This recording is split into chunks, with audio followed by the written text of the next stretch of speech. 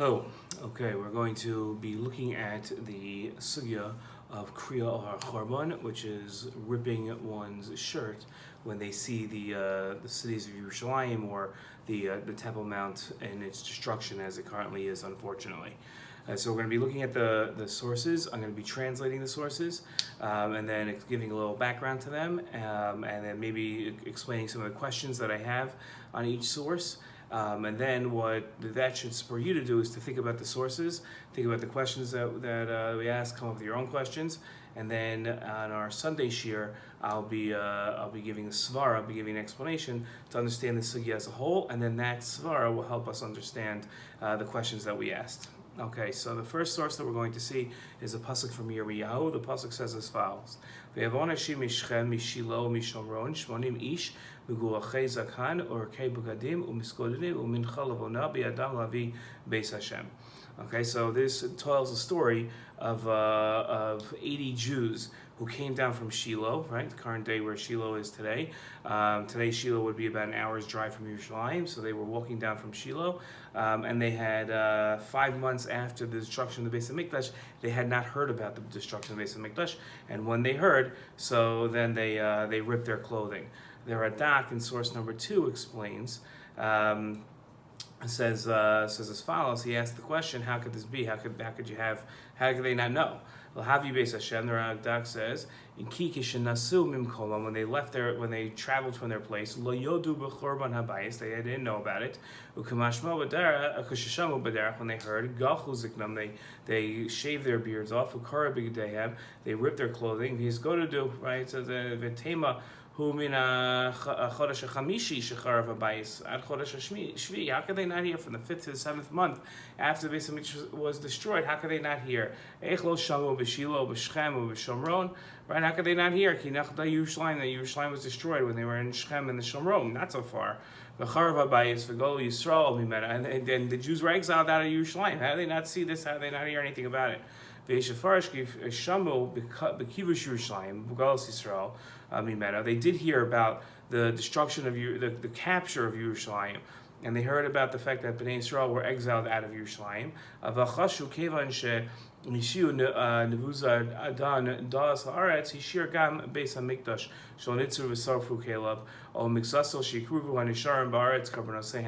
they figured that they hadn't destroyed the Beis Hamikdash, and Bnei Israel were still giving some of the karbanos. But on the way, when they heard that the Beis Hamikdash was destroyed, they probably ran into somebody who said, "Where are you going?" And they said, "We're going to bring our korbanos." And they said, "Well, hold on a second, there's no more Beis Hamikdash." Karu bigdehen. That's when they ripped their clothing. V'shamu gam ken ki melech Bavel hifkid gdula ba'aretz v'hayu bayim elav. Right? And he also heard Gedalia, ba'aretz v'hayu bayim elav. And then they heard that Melech Bavel left Gedalia in charge, right? This is famous Gedalia, and they went to speak to Gedalia. Okay, so that's the background of where we get this from. The Gemara in Moed Katan, we're going to move on here. The Gemara Moed Katan says as follows: Tana Rabbanan, Ve'elu Karin Shein Mesachin. These are people that we rip our clothing for when they die, right? We hear that they die, and we rip our clothing, and we don't fix it. Bakoriel Aviv, someone that rips on his father, on his mother, Va'arabo Shilumdu Torah, and on his Rebbe that taught him Torah. Those are the people that we rip for, and we're not allowed to repair the rip on our shirts afterwards. V'hanasi, and on the nasi, and Av Beistin. Okay, so those are the people, those 5 people: father, mother, Rebbe that taught you Torah, nasi of the people, and the Av Beistin, we rip and we don't fix it. V'al Shmuas Haros, V'al Berkas Hashem, V'al Sefer Torah Shenisra, V'al Ari Yehuda, V'al Mikdash Yerushalayim. And also on hearing certain bad things, on hearing blasphemy, on a Sefer Torah that burnt, on the cities of Yehuda, on the Beis Hamikdash, and on Yerushalayim. The Kriah Mikdash and mostly for Yerushalayim, and you rip on the Beis Hamikdash, and then you add on to when you see Yerushalayim. Okay, so we're going to explain what all this means. Our Yehuda minon. Where do we know that you rip for our Yehuda? Dechsi ve'vo anashim mishchem mishilo mishomron shmoni mish v'gachei zaken v'kar begadim miskodin u'mincha lavona biyadam. Right, brings our pasuk that we saw before from Yirmiyahu, where they didn't know that the Beis Hamikdash was destroyed. Amar Rechalba Amarula. Bira Amar Rabbi Elazar Hara Ari Yehuda b'Chorban Omar Erkashecha Hayu Bidbar V'Korei. So now the Gemara is going to list certain things, certain phrases, certain pesukim that you say when you rip. So the Ari Yehuda, there's a pasuk that we just saw, the Yerushalayim, Yerushalayim, when you see Yerushalayim in its destruction, Omer Tzion Midbar Haisa Yerushalayim Shmeva, the Vikore, and then you say that, and then you rip. Beis Hamikdash b'Charbano, if you see the Beis Hamikdash destroyed, Omer Beis Kadsheno v'Tifrateno Asher Halucha Avoseno Hayo Seifas Eish V'Chol Machmadeno Hayo Lechareva. Right. So when you see the Beis Hamikdash, you see the Temple Mount, and it's destroyed. So you see that our sacred house was destroyed. Our beauty is gone. That our forefathers would praise. It's been burnt in fire, and it's destroyed. Kriah Mikdash Mosif Yerushalayim. So then you rip on the Mikdash, and then when you see Yerushalayim destroyed, you rip more. Uraminu, but we have a contradiction here. It says Echad Hashomea v'Echad Haroeh Kivin Shigil Etzofrim Korei.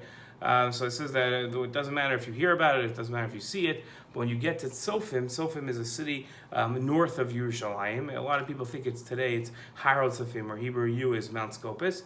You rip a Kriah Mikdash Mifnei Atzov Yerushalayim Mifnei Atzov. It says then you rip on the base of Mikdash before on its own. You see the base of Mikdash destroyed, you rip on its own, and when you see Yerushalayim destroyed, you rip on its own. Right, so it says lo kasha. So that's that these don't contradict each other. The first Gemara, what was the contradiction? The first Gemara had said that you add on to the rip. Now it's saying right when you see the base of Mikdash, you rip, and then you add on to the rip when you see Yerushalayim. Now it's saying the opposite. Now it's saying not the opposite, but saying that you rip for each on its own. You don't add on to the rip. Lokasha had the paga of Mikdash Bereisha. So this is when it says that you add on. It's when you first hit the base of Mikdash first before you hit Yerushalayim. If you've ever been here and you can picture the scene. So if you come to Yerushalayim from the east, you're going to hit the Temple Mount first, and then you're going to continue south and see what's today Ir David. Don't think of the old city, because the old city is an addition onto what Yerushalayim really was. Ir David is south of the Mikdash. That's what we're talking about here. So it says Had the Pag of Yerushalayim Reisha. So if you hit the base of Mikdash and then see Yerushalayim, then you have to add on. But if you see Yerushalayim first, then it requires separate ripping. So I have a couple of questions on this Gemara. What about these three places, Ari Yehuda, Yerushalayim, and the base of Mikdash, requires us to tear? Okay, what do those three places have that we tear? What about these three places require a tear for each place?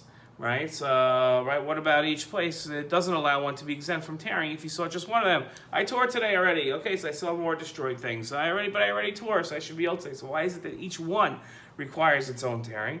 And what about Yerushalayim requires you to tear again upon seeing Yerushalayim after having seen the base of Mikdash?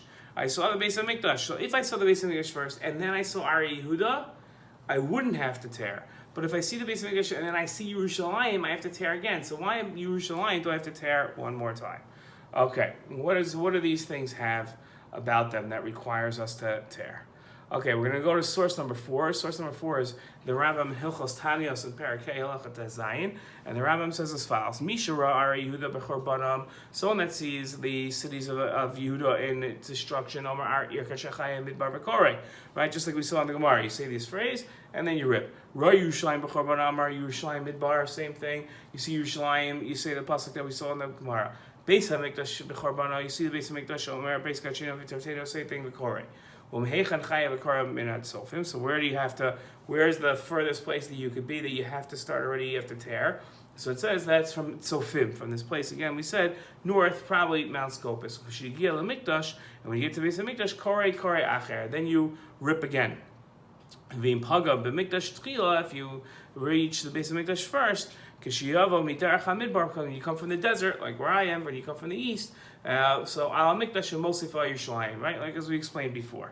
Okay, so and again, we want to ask the question of what about seeing Yerushalayim requires us to tear about Yerushalayim after already having torn on the base of Mikdash. Okay, it's a little strange. You'd think that the base of Mikdash is the worst. That's the most serious of all these things that we're tearing upon. So once I've already seen the most serious and I see something lighter, so then why should I have to tear? And it's not just a logical conclusion. Again, we could say the same thing because we see that already with Ari Yehuda. Ari Yehuda is a lighter form of destruction. It's not so bad that Ari Yehuda was not as bad as the cities of Yehuda being destroyed, are not as bad as seeing the Beis Hamikdash. So once I saw the Mikdash, I don't have to tear for Ar Yehuda. So say the same thing about Yerushalayim. So that's our one of our questions here. Okay, source number 5. This is Hilchos Tanios again in the Rambam. It says as follows: Kol kroim elu kulam biyado umumad. So all these tears that we're talking about, all the kriya that you have to do with your hand, and you have to do standing up. V'korei kol chsus shalav achigaz liba, and you have to rip your entire jacket or shirt or whatever you're wearing until you reveal your heart. In other words, you have to go all the way through. Okay, not your skin obviously, but until you see your chest. Okay, that's different than, let's say, tearing kriya on a child or on a spouse or on a sibling. You don't have to tear that far. And you don't fix this. You can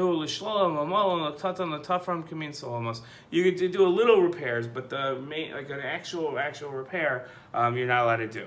Okay, so the Raavad has a question on the Rambam. So first of all, question. Sorry, let me ask one question here. These kriyos are the same. These tears are the same for father and mother, meaning on Yerushalayim and all these things are the same as the father and mother. So that's the most stringent ripping we have. The most stringent kriya that we have is for a father and a mother. So what makes these at the same level? Right? I would say, if you tell me like father and mother is so stringent, and then you say, okay, where do you think Yerushalayim fits in? I'd say probably more like a sibling than a parent, because a parent is really serious. So the answer is no, it's not. That's not true. It's just the same level. Okay, so I want to understand how that is. What do these kriyos have that makes them so stringent?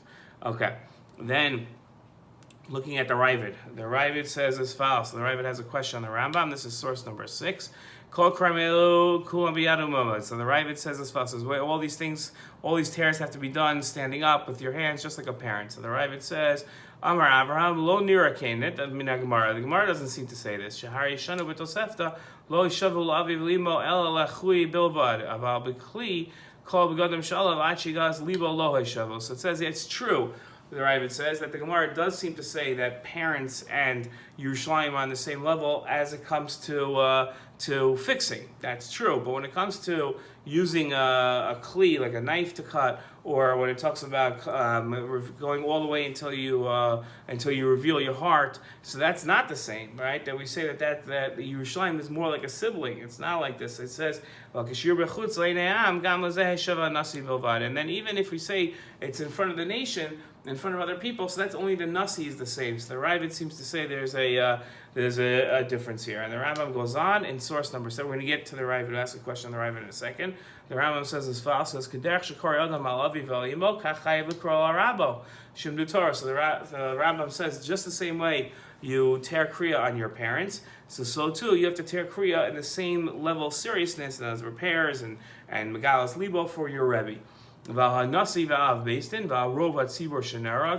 on the nasi or on the av beistin, or if the majority of the tzibor is killed, or on blasphemy, I'll say for Torah Shnisa, for Ar Yehuda, for Yerushalayim, for Mikdash. Just like we saw in the Gemara, all of these have the same level of tearing. The Rambam says, "Minayin shekarna Ar Yehuda, for Yerushalayim, for Mikdash shecharvo." So this is now the Rambam in Hilchos Avel. Okay, not Hilchos Taanis. There's 2 places the Rambam talks about the laws of tearing. One is in the laws of fasting, Hilchos Taanis, and one is the laws of Avel, of mourning. So now we're in Hilchos Avel, and the Rambam says, how do we know that we have to tear on all these things? He quotes the pasuk that we have. Okay, so here are 3 questions on the last 4 sources that we saw. Okay, the sources of the question is, first of all, what's the machlokes between the Rambam and the Raavad about whether or not tearing for Yerushalayim is at the same level as parents in all of the halachos. Right? The Rambam seems to say all the halachos are the same between Yerushalayim and parents, and the Raavad says only some of them are. So our question is, what's the machlokes about there? Okay, why does the Rambam bring up this is our next question. Why does the Rambam bring up the same halachos in Hilchos Taanis about tearing kriya, and then again in Hilchos Avel in the laws of mourning? Okay, so I already learned them. So why is it that now the Rambam has to repeat the halachos? As the Rambam doesn't repeat halachos generally. So okay, so I already learned in Hilchos Taanis about ripping for the Beis Hamikdash and for Yerushalayim and for Yehud. Why do I have to learn this again? Okay, and why doesn't the Rambam mention the pesukim you recite when you tear Kriah and Hilchos Avel? Right? So remember we said that every time you tear, you don't just tear, but you recite certain pesukim.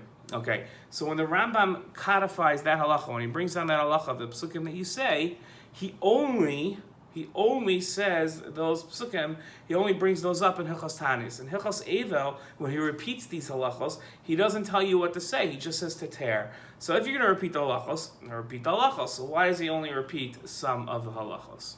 Okay, this is source number 9 here. The Rambam says like this, Hayacholech ubal Yerushalayim. Okay, so he's walking and he comes to you, and a person's walking and they come to Yerushalayim. By the way, we're back in Hilchos Taanis now. Okay,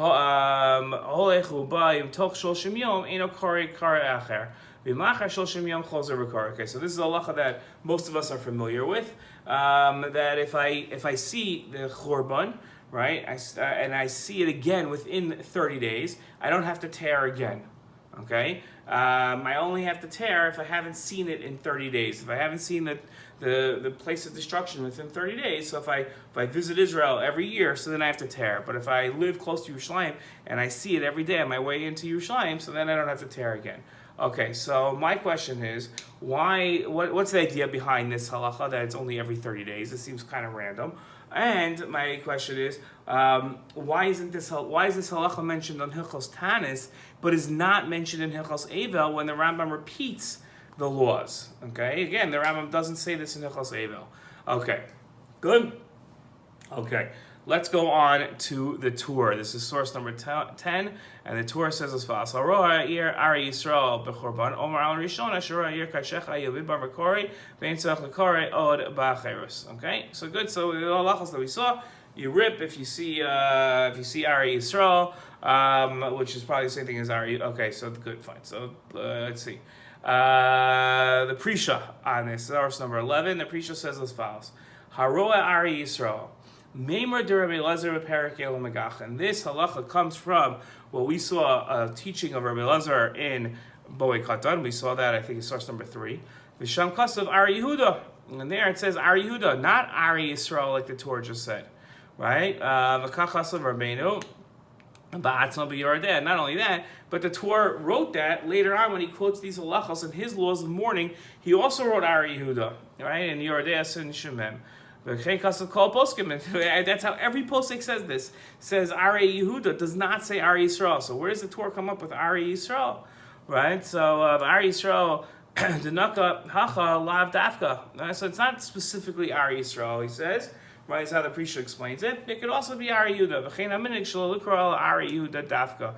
So he says that this is we do not tear on Ari Yisrael. We only tear on Ari Yehuda. What's Ari Yisrael? What's Ari Yehuda? There's a region, it happens to be where I'm standing right now, that is considered Ari Yehuda. It was northeast of Yerushalayim. That was Yehuda, and the cities there are Ari Yehuda, and they were destroyed along with Yerushalayim. So when you see those cities, that's it. But let's say you're up north in the Galil, and you see Tzipori that's destroyed, so you don't tear on the city of Tzipori. You only tear on Ari Yehuda. So when the Torah writes Ari Yisrael, it seems like it's a huge novel halacha. Now you got to tear on every single destroyed city that you see all over Israel. Any archaeological find that you see in Israel of a city that was once standing is now destroyed, now you got to tear on it. So that seems, that's a huge chiddush. No one holds that way. So the Prisha corrects it and says he's not specifically saying Ari. He's just talking. He's not talking specifically. He's not being very careful with his language. And the truth is, we only tear over Ari Yehuda. But that begs the question. Then we have to ask the question of why do we only tear over Ari Yehuda and why do we not tear over Ari Yisrael? What's the importance of Ari Yehuda that Ari Yisrael does not have that we have to tear? Okay, says the Beis Yosef. Okay, so he says, "Hi, Ari Yehuda." This is source number 12. The Chorbanam dekamar daheinu shehein charevos vein behem yishuv klal. So he says, when it says that the city is destroyed, what does that mean? Destroyed? It doesn't mean that the buildings are flattened. It means that no one's living there anymore. Aval im yesh behen yishuv. But let's say somebody is living in these cities. Afal pi shehein bidei goyim, even if they're under Gentile control. Okay, so the Muslims are in control of the land of Israel. It's the year 1500, and you're walking by one of these cities, and there's people living there, but it's under the hand of the Muslims, of the let's say the Turks. So it would seem like you don't have to tear. Ve'efshar dekol shehem b'dei goyim afal pi sheish ben yishuv b'chorbana mikrei v'chein ikra. And it seems to be though that really the halacha is that any time it's in the hands of goyim, even though there are people living there, right? It's still considered destroyed. So if you see a massive city, there's people living there, and it's built up, but it's under the control of the goyim. Okay, so then you would consider that still destroyed. Okay, so right, and then you wouldn't have to rip. Right? Then you would have to rip if it's under the goyim. Okay, so here's my question: what about the factors of yishuv and the fact that it's in the hands of other nations makes you have to rip? In other words, what we're trying to come to a conclusion here and trying to understand in the Beis Yosef is what generates the obligation to rip. Is it that the buildings were flattened, and is it the fact that nobody lives there, or is it the fact that it's under the hands of the goyim? Which one? And what's the significance of each one of them? That's what generates the kriyah. Okay.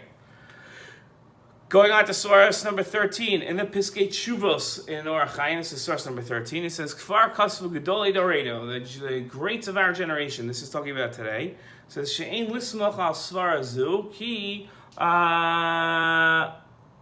Be'artzenu Arak Shilton, Bidei Manate Hashem, Umifuri Bris, Ve'ira Elokeinu Mishupelas Ad Shol Techtaha.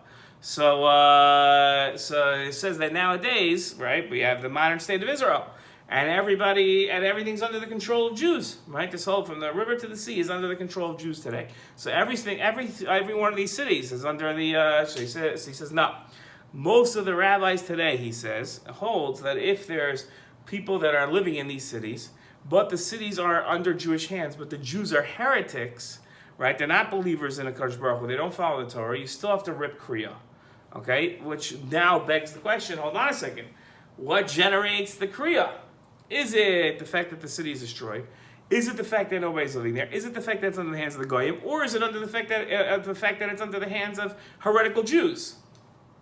What is exactly the thing that's generating the obligation to tear kriyah? Good. Okay.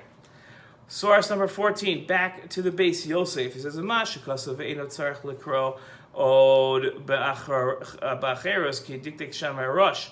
Okay, so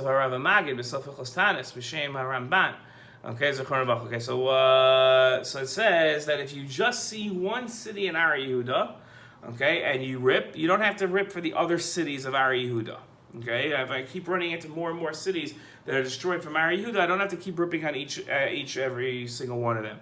So why is it that if I just see one city, I don't have to rip from the others? What about just seeing one city exempts me from from ripping over other cities?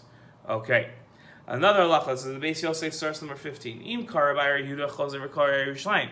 But if I do rip on Ari Yehuda and then I go to Yerushalayim, I have to rip again. Shiur b'shar Ari Yehuda kara la'achas mehen and kara la'shniya, because when I see one, like we just said, I see one city in Ari Yehuda, I don't have to rip on the others. Okay.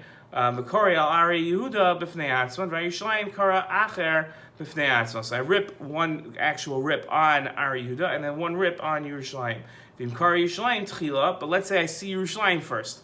Okay, I land at Ben Gurion and they take me to Yerushalayim before I see any Ari Yehuda. So I rip on Yerushalayim and then I go to Ari Yehuda. Eino korei al Ari Yehuda. Then I don't have to rip again.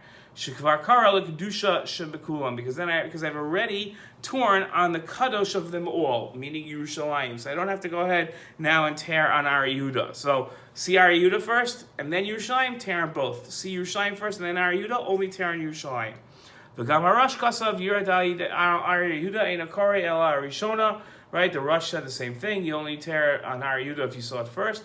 Shura v'kol achero shuro eino korei, and everything else you don't have to read. Right, because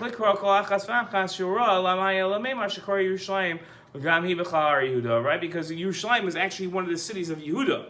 So if I had to tear on Yerushalayim and then Ari Yehuda, I wouldn't have to mention Yerushalayim again after already mentioning Ari Yehuda. Okay, so here's the question that we have on these halachos. What about Yerushalayim requires its own rip if you've already seen Ari Yehuda? Okay? And if I tore Yerushalayim and then saw Ari Yehuda, I don't have to rip again. The reasoning being that I already was tore on the Kedusha, right? Or the reasoning could be that Yerushalayim is already one of the cities of Ari Yehuda. So how do I explain those two opinions? Okay, here's our last source. Okay, here's our last source. This is the Igros Moshe. Okay, this is Rav Moshe Feinstein, and he says as follows: "Sumash shamata mitam chacham gadol shetoshe Yerushalayim ein noagin likro kishabayim lemakom shiur Hamikdash." He says that nowadays somebody must have come to him and told him that they heard from a Tam Chacham that you don't have to tear on the Beis Hamikdash. The people that live in Yerushalayim don't have to tear on the Beis Hamikdash when they see the Beis Hamikdash destroyed. I live in Ir David, okay, and I live somewhere in Ir David in East Yerushalayim. So every single time I go to daven at the kotel, I don't have to rip my shirt, right? So he says, "Tatatam duleihu mishum dulo aschei daitei milavol l'sham."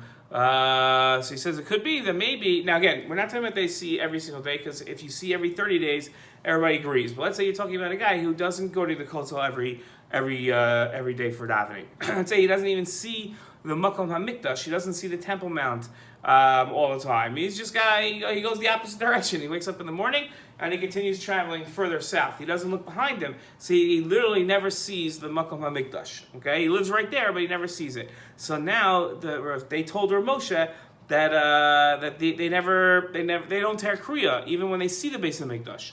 So let's say the guy hasn't seen the Beis Hamikdash in 80 days. Okay, and so he hasn't seen it in 80 days, but he wants to go. Now he wants to go to the kotel to daven. 80 days hasn't seen it. So the minhag they told him was they told Rav Moshe that this type of a situation, the guy would not tear kriyah. So he says, why not? So he says maybe you could say that the reason why is because although he hasn't seen it, I live right there. I know the Beis Hamikdash is there, so it's always on my mind. But Rav Moshe in the end says, he says, it doesn't make any sense. The guy should tear. Okay, fine. So, but Rav Moshe brought up the idea that the people who live in Yerushalayim don't tear upon seeing their Makom Hamikdash because they've never taken their minds off the Beis Hamikdash, right? So, what's the svara behind that opinion that people the people that live in Yerushalayim don't have to tear upon seeing the Makom Hamikdash? How do we explain that opinion? Okay, Moshe disagreed with it, but we still want to explain it. Okay, so those are the sources. Okay, I'm just going to run through the questions now. Okay, I'm going to run through the questions to review the questions, and then that'll be the end of this video. Okay, what about these three places require us to tear? Okay, meaning the Ari Yehuda, Yerushalayim, and the Makom Hamikdash. What about these three places requires a tear for each place? Right, and what about each place doesn't allow one to be exempt from tearing if you already saw it? Right? Why is Yerushalayim so special that if I saw the Beis Hamikdash destroyed, I still have to tear for Yerushalayim? Okay, and then right, so so the next question is: the kriyos are the same as the kriyos for father and mother, right? The tearing for the Yerushalayim is the same for the father and mother. So what makes these tearings so stringent that they're equal to the tearings of father and mother?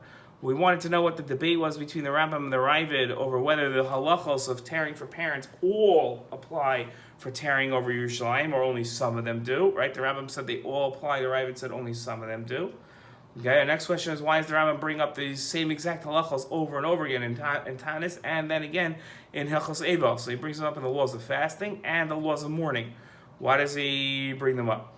Why doesn't the Rambam mention the pesukim you recite when you tear kriya in Hilchos Avel? Why only in Hilchos Taanis? Okay, what's the idea behind not having to tear within 30 days of seeing Yerushalayim? Right? Why isn't this halacha? And then why doesn't the Rambam mention that halacha in Hilchos Avel? Why does he only mention it in Hilchos Taanis? What's the importance of Ari Yehuda that Ari Yisrael doesn't have? That we only tear over Ari Yehuda, the cities of Yehuda, and not the cities of Israel. We saw that Beis Yosef said that b'chorbanon that when the term destroyed over a city that we tear over destroyed means that nobody's living there. But if somebody was living there, then maybe you wouldn't have to rip. But then he gives another opinion that says that if people are living there, but it's in the hands of other nations, then you still have to rip. So we wanted to know what's actually generating the obligation to rip. Is it the fact that nobody's there, destroyed, other nations, right? And then we saw that opinion, now the contemporary opinion, that if even if Jews are controlling it, but the Jews are non-believers, right, like some of the people in the Israeli government, so then you still have to rip, which would mean today you still have to rip, even though it's in the hands of Jews, because those Jews are kofrim, they're heretical. Okay, if there's a yeshuv, right, and the cities are under Jewish hands, but the Jews themselves are, sorry, that's what I just said, okay? What about seeing just one city in Ar Yehuda? Okay, ripping exempts you when you see other cities in Ar Yehuda. Why is just seeing one city enough? What about Yerushalayim requires its own rip? If you've already seen Ar Yehuda, okay? If I tour on Yerushalayim and then saw Ar Yehuda, I don't have to rip again. The reasoning being that I already ripped either for the kedusha of Kulon, like he says, or it's considered, Yerushalayim is considered one of the cities of Ar Yehuda.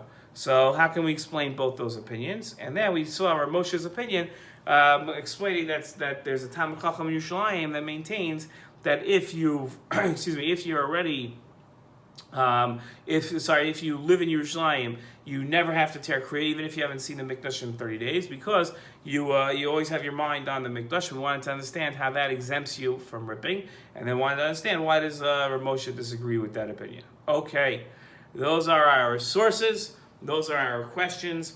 With God's help on Sunday, and without taking any Nadarim, we'll have a shiur together on 10 a.m. Eastern and 5 p.m. Yerushalayim time. Okay? Shalom, everybody.